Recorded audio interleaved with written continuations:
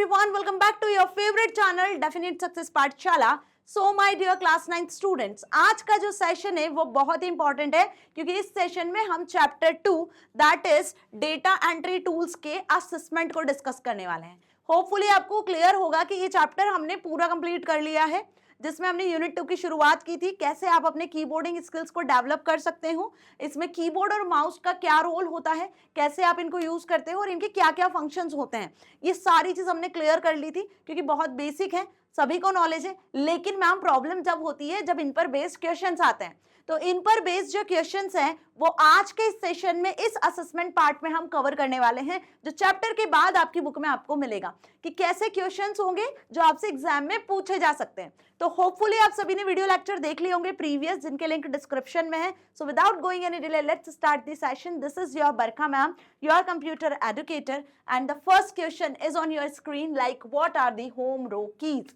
अब आपको ये बहुत अच्छे से पता है मैम कि कीबोर्ड एक ऐसा पॉपुलर सा डिवाइस है, इनपुट डिवाइस, जिससे आप किसी भी टाइप का डेटा इनपुट कर सकते हो। किसी भी टाइप का डेटा मतलब अल्फाबेट्स, न्यूमेरिक डेटा, या फिर कोई आपका स्पेशल कीज वगैरह होती है, जैसे कि आपको कोई सिंबल एंटर करना है या आपको कोई फंक्शन परफॉर्म करवाना है, फाइल को सेव करना है, तो ऐसे सारे फंक्शन आप कीबोर्ड के थ्रू कर सकते हो। चाहे आपको फाइल सेव करवाना हो, सिस्टम को रिफ्रेश करना हो, आपको टेक्स्ट को कट कॉपी पेस्ट करना है, बोल्ड करना है, इटैलिक करना है, या आपको कोई भी टेक्सचुअल डेटा एंटर करना है, न्यूमेरिक डेटा एंटर करना है, तो आप ये सारा काम कीबोर्ड के थ्रू करवा सकते हो। मतलब आपके कंप्यूटर में यदि माउस कनेक्टेड नहीं भी होगा तो आप कीबोर्ड से काम चला सकते हो, ये आपको अच्छे से पता है। तो इसके लिए कौन कौन सी कीज किस लिए यूज की जाती है ये हमने डिटेल में इस चैप्टर में पढ़ा था, जिसमें हमने होम रो की के बारे में भी जाना था। तो होम रो की क्या होती है? होम रो की वो बेसिकली कीज होती है जो कीबोर्ड में अल्फाबेटिकल रो में प्रेजेंट होती है। मतलब सपोज ये आपका कीबोर्ड है जहां पे F1, F2, F3 up to F12 तक कीज होती हैं। इसी के बाद यदि मैं बात करूं तो यहाँ कुछ अल्फाबेटिकल कीज होती हैं। ठीक है, क्या होती हैं? कुछ अल्फाबेटिकल कीज होती हैं, जैसे QWERTY क्वालिटी पैटर्न के अकॉर्डिंग कुछ कीज होती हैं, ASDFJK, है ना, LM सेमीकोलन, इस तरीके से कुछ कीज होती हैं। देन यहाँ पे CVBNM ऐसे कुछ कीज होती हैं। क्लियर? तो अब यहाँ पे ध्यान से देखो, ये जो रो दिख रही है, देखो इसके अलावा यहाँ पे बैक स्पेस, कैप्स लॉक वगैरह की जो होती है, एंटर की, वो भी प्रेजेंट रहती है। बट अभी फिलहाल मैं बता रही हूँ आपको होम रो की। तो ASDFJKLMN, है ना, ये जो आपको दिख रही है, ये वाली जो सेकंड नंबर वाली जो रो दिख रही है, ये कहलाती है होम रो कीज। ये हमने पढ़ा है डिटेल में। अब मैम इन्हें होम रो की क्यों कहते हैं? Why it is known as home row की? तो जब भी आप टाइपिंग स्टार्ट करते हो, क्या स्टार्ट करते हो? टाइपिंग सीखना स्टार्ट करते हो, या आप जैसे ही कुछ टाइप करने जाते हो, आप कीबोर्ड से कुछ भी टाइप करने जाते हो, तो एट दैट टाइम जो आपकी फिंगर्स प्लेस होनी चाहिए,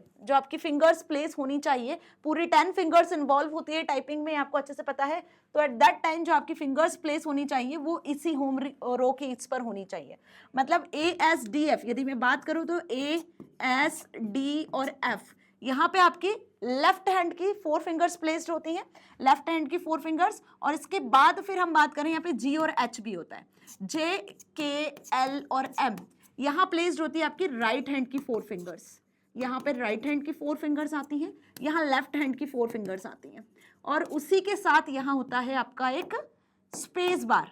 तो इस स्पेस बार पर, जिसे हम स्पेस बार कहते हैं, इस पर आपके थंब प्रेजेंट होते हैं। क्या प्रेजेंट होते हैं? यहाँ पर थंब प्रेजेंट होते हैं दोनों हैंड के, जिससे आप वर्ड लिखने के बाद स्पेस दे सकते हो।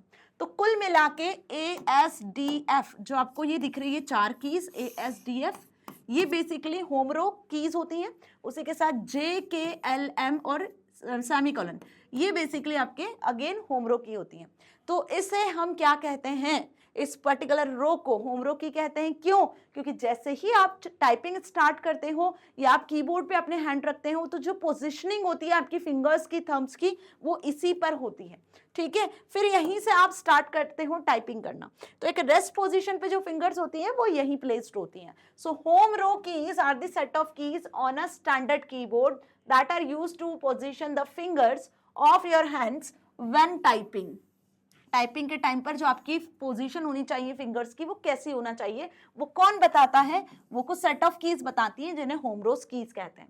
दे are typically the centre row. कौन सी रो होती है ये? सेंटर रो ऑफ कीज होती है that include the ASDF JKL। Okay, M नहीं होता है, JKL होता है। ये मैंने डिटेल में पढ़ाया है। एक कीबोर्ड आप देखना, आपके पास कीबोर्ड होता ही है। जनरली बहुत से बच्चे ऐसे होंगे जो टाइपिंग भी जानते होंगे। तो जो सेंटर वाली रो होती है ना, उसमें ये होता है ASDF, ठीक है, GH होता है और JKL और सेमीकोलन। एम नहीं होता है, एम तो नीचे वाली रो में होता है ना, ध्यान रखना। इसके पहले जो मैंने बताया वहाँ एम नीचे वाली रो में होता है। आप देखोगे ना जिसमें क्वार्टी पैटर्न वाले कीबोर्ड होते हैं, तो भाई ये जो 4 लेटर्स है वो लेफ्ट हैंड की फिंगर्स पे पॉइंट होते हैं और ये 4 लेटर जो है वो राइट हैंड की फिंगर पे पॉइंट होते हैं। और ये सेंटर रो में आपको ये एज इट इज मिल जाते हैं कीबोर्ड्स। तो इन पे आप अपनी फिंगर्स प्लेस करते हो और थंब आपका होता है कहाँ पर? थंब आपका होता है स्पेस बार पर। तो यहीं से हम हमारी टाइपिंग की शुरुआत करते हैं।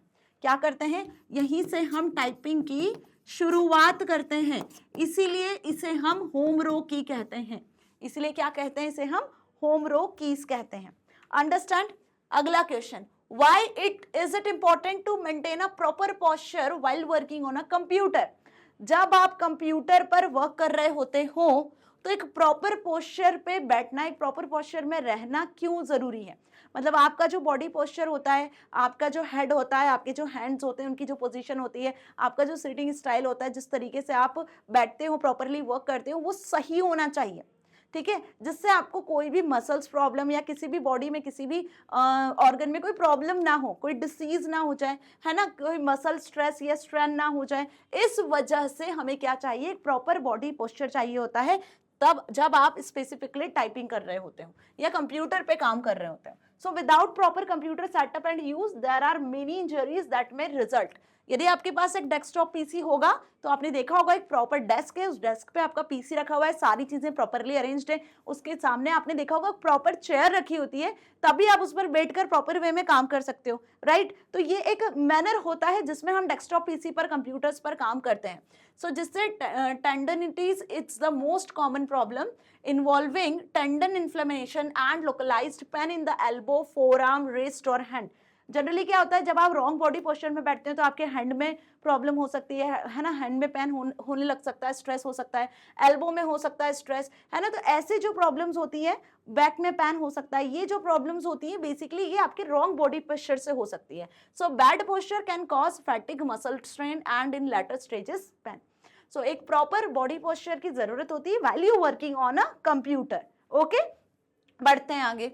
थर्ड क्वेश्चन दिया हुआ है, what is the pointing device and what is it used for?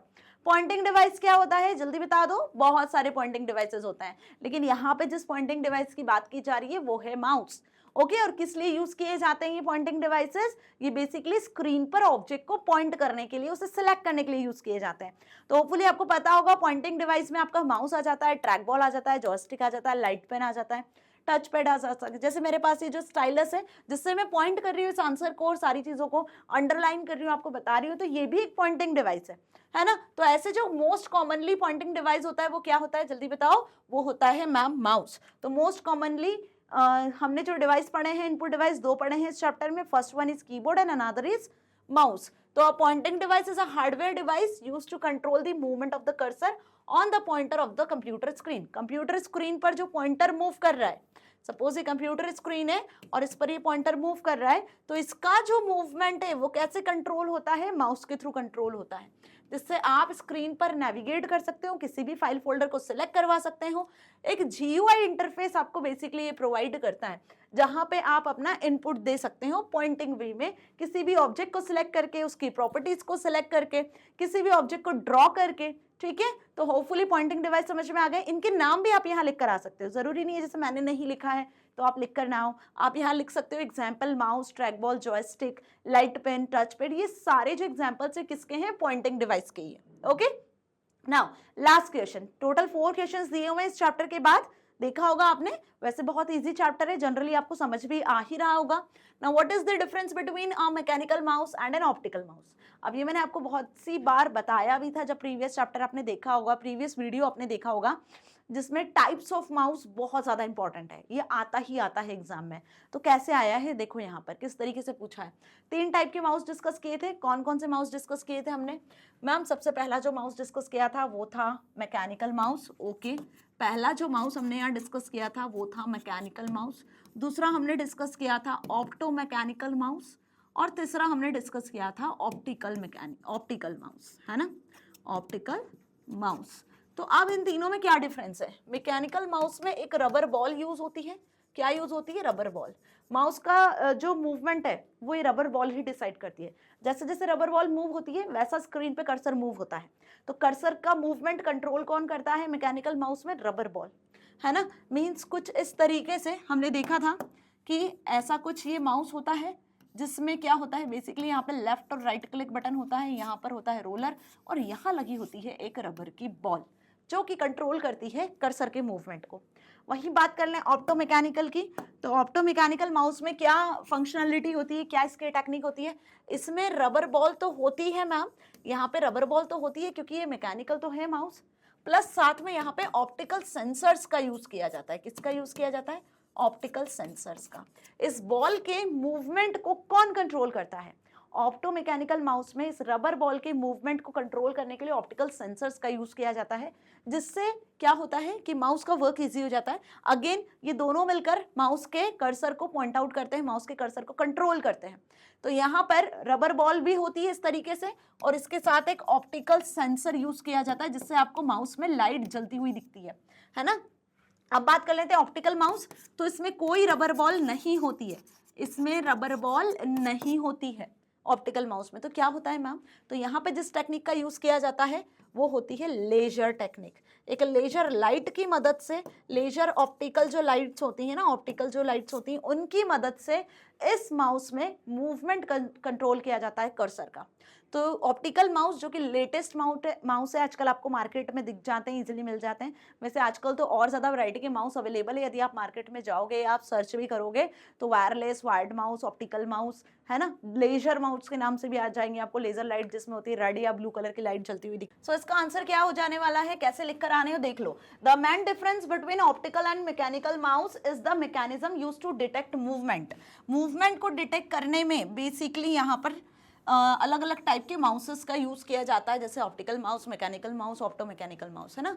Optical mouse का यूज किया जाता है इसमें बेसिकली एलईडी टेक्नोलॉजी की मदद से, एलईडी टेक्नोलॉजी की मदद से जो लेजर लाइट उसमें जो आपको दिखती है उसकी मदद से माउस का मूवमेंट होता है। वहीं मैकेनिकल माउस की बात करें तो यहाँ पे यूज की जाती है रबर बॉल।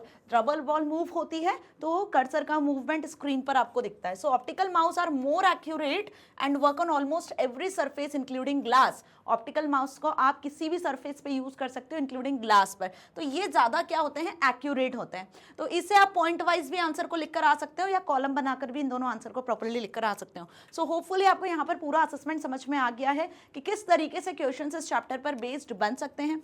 आगे डिस्कस करने वाले हैं हम next chapter of this unit, जिसमें हम कीबोर्डिंग स्किल्स के लिए कौन कौन से सॉफ्टवेयर्स का आप यूज कर सकते हो, जैसे टाइपिंग मास्टर हो गया, टच टाइपिंग के लिए भी डिफरेंट सॉफ्टवेयर्स होते हैं और उन पर आप अपने टाइपिंग स्पीड को कैसे इंप्रूव कर सकते हो, क्या प्रोसीजर, क्या प्रोसेस होनी चाहिए। तो इस चैप्टर में तो बेसिकली हमने फिंगर्स की पोजीशन के बारे में समझा, लेकिन अब इंप्रूव कैसे करना है इसके लिए वो हम नेक्स्ट चैप्टर में समझेंगे। तो बने रहना है आपको मेरे साथ और आगे आने वाले वीडियोस के नोटिफिकेशन के लिए don't forget to subscribe the channel. मिलेंगे नेक्स्ट वीडियो में, till then stay happy. Thank you so much.